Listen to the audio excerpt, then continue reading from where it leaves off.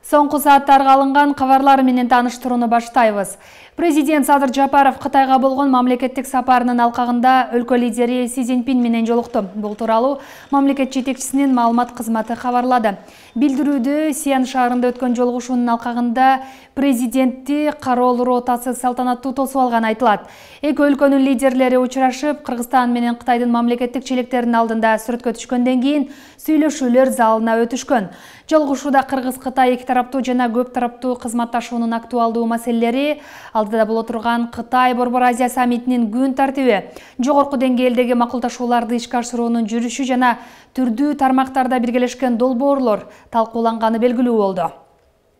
Оштогу Достук Бажы көзөмөл жеринин нөөмөт башчысы, Ош темир жол башкармалыгынын башчысы коррупцияга шектелип кармалды. Бул тууралуу Улуттук коопсуздук мамлекеттик комитети билдирди. Маалым болгондой, бул адамдардын Достук Бажы көзөмөл жеринде иш жүргүзгөн жеке ишкерлерден мыйзамсыз акча чогултуп алып турушканы аныкталды. Учурда бул ишке башка адамдардын да тиешеси бар же жок экени такталууда, кармалгандарды тергөө, суракка алуу жүрүп жатканы айтылды.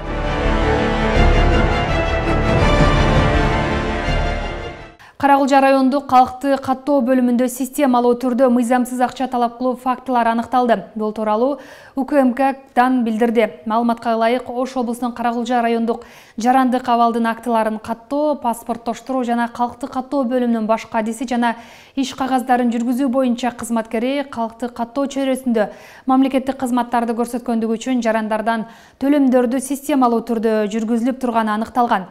Топтолгон материалдардын негизинде УКМК тарабынан Кылмыш жаза кодексинин 337-беренесинин 2-бөлүмү кызмат абалынан кыянаттык менен пайдалануу жана 251-беренесинин 1-бөлүмү кызматынын сыйакыны мыйзамсыз алуу боюнча аталган кызматкерлерге кылмыштын негизинде айып тагылган. Белгилей кетсек, буга чейин аталган иш боюнча Карагулжа райондук жарандык абалдын актыларын каттоо, паспорттоштуруу жана калкты каттоо бөлүмүнүн башчысы дагы айыпталган болчу.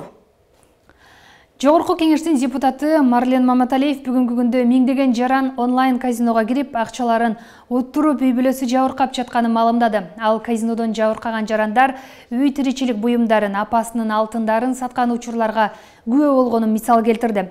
Депутаттын айтымында Ренжо Трада деп аталып, Бишкектин 10 жеринде, Оштун 2 жеринде, Кара суунун 1 жеринде кеңсеси бар. Ошондой эле алар ар кандай ат менен ачылып, легалдуу иш алып барууда. Эл өкүлү алдоо жолу менен иш алып барып жаткан үчүн онлайн казинону жоопко тартып, жабууну сунуштады. Сайттын аты Ринга Трейд. Булар эмне деп ачкан? Ал кандай инвестиционный брокер сыяктуу, Форекс биржа деп алып, ар кандай жолдор менен аукцион брокер деп легально эле кадимкидей ачып, мына Бишкекте 10 жерде офиси. Ош шаарында 2 жерде, Кара сууда 1 жерде. Мына ушинтип алып, ачык айкын канчалаган мына биздин жарандарды кыйнап атат. Ушуга мен сизден тез арада ушул Финнадзорго, Минцифрга не кылып отурушат? Ушуга окшогон сайттардын бардыгын блокировка кылыш керек. Транспорт жана коммуникациялар министрлиги Туашуудагы тоннель аркылуу унаалардын өтүүсүнө маал менен чектөө киргизилерин кабарлады. Чектөөнүн себеби электр кабелдерин алмаштырууга, дубалын актып сырдоого байланыштуу экени айтылды. Мындан улам эртең 19-майдан тарта саат 5-тен кечки саат 8-ге чейин, 10-дон түшкү 12-ге чейин, 14-төн 16-га чейин тоннель маал менен жабылып турат. Бул учурда коопсуздукту МАИ кызматкерлери көзөмөлдөйт. Чектөө болжолдуу 28-июнда алынышы мүмкүн. Айта кетсек, транспорт жана коммуникациялар министри Тилек Текебаев 4-майда Facebook баракчасына быйыл Туашуудагы тоннель оңдоп түзөөдөн өткөрүлөрүн жазган. Кара суу районунда жаш агроном эксперименталдык бак түптөдү. 6 гектар аянтты ээлеген суу жакшы жетпеген кайракы жерди жашыл бакка айлантты. Эксперимент түрүндө Туркиядан мөмө жемиштердин 20 сортунун көчөттөрүн алып келип тиккен. Негизги максат багбанчылык кирешесин арттырып, жерди туура пайдаланууну жөнгө коюу. Андан сырткары Италиядан алынган кулпунай сортун өстүрүп, анын сырларын башка дыйкандарга уктуу.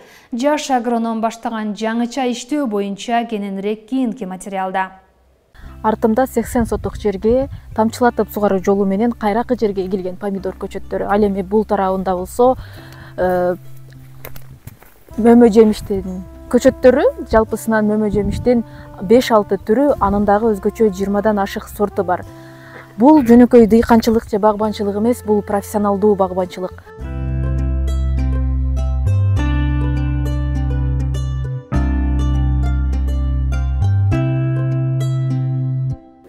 Мен өзүм Кыргыз-Түрк Манас университетинин айыл чарба факультетин бүтүргөм, агроном консультантмын.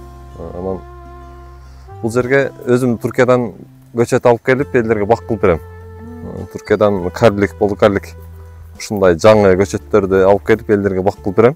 Ооба, бул жердеги көчөттүн баары Турциядан келген, Өзбекстандан да көчөтүн алып келип тиккенбиз. Бул эми полукарлик, карлик көчөттөр Өзбекстандан бар экен.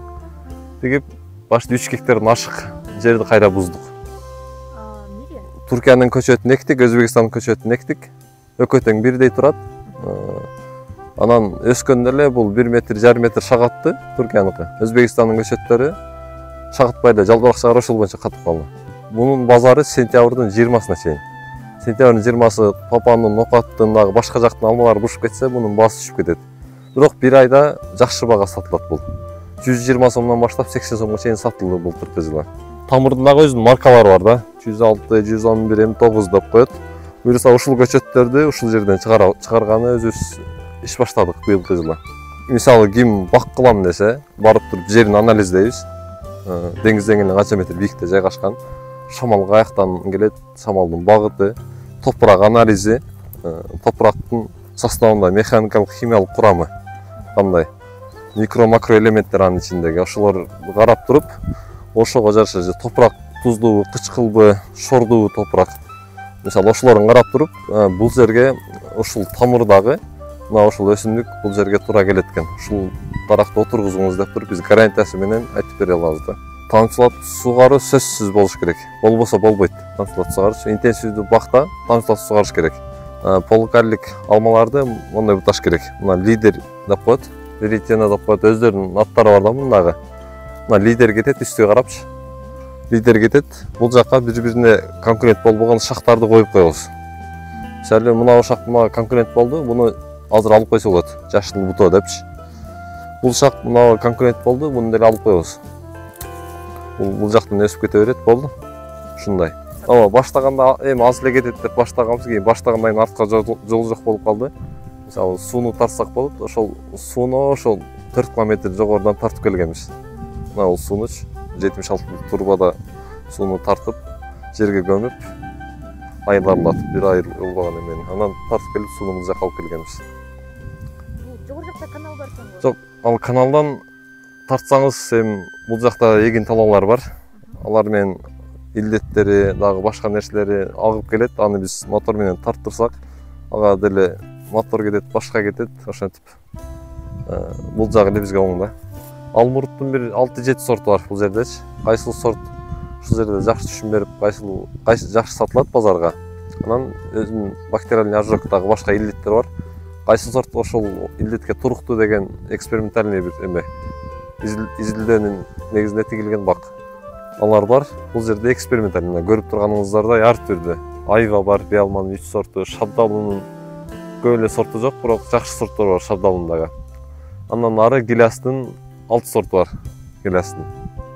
Мына фертигатор деп коет. Ошону бул жакка киргизебиз. Анан киргизгенде мынабы биякта болот башоктон. Мына фертигатор. Анан бул жактан кошулат. Анан кайра айланып барып туруп эме болот. Ооба. Суу менен кошо азыксат кете берет.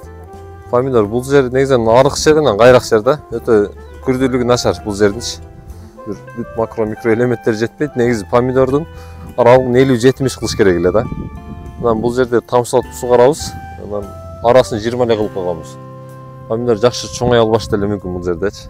Ошого бул Лоджейн деген помидордун сорту. Лоджейн деген сорт ошого жакын ыйып койгонбуз. Негизи буларды 70-50 кылып ийиш керек аралыгычы. Чоң болуп жакшы түшүм берет. Бул сорттун өзгөчөлүгү, мисалы эрте жазда жаңылык катары бышкан клубникалар бул түгөнүп калды, эң акырында келген нерселерчи. Жаңылык катары базарга чыгат, базарда конкурент жок, өрүк жок, килес жок, дагы башка жаңы бышкан нерселер жок. эл жаңылык деп бир гана ушул клубниканы жейт, бирок баасы кымбат болот. Тонналап сатсаңыз дагы мунун 1 килограммын 600 сом, 500 сомдон сатып койсоңуз ошол жагы жакшы да. Эрте жазда иши бүтөт, ошол боюнча күздө бир аз берет. Бул жерде былтыркы жылы 1-түшүмдө 15 апрелде саттык. Быйылкы жылы Багода бир аз суук болгондуктан 20 апрелде чыкты биринчиси. Ошол 500 сом болгондо чыкты быйылкы жылы.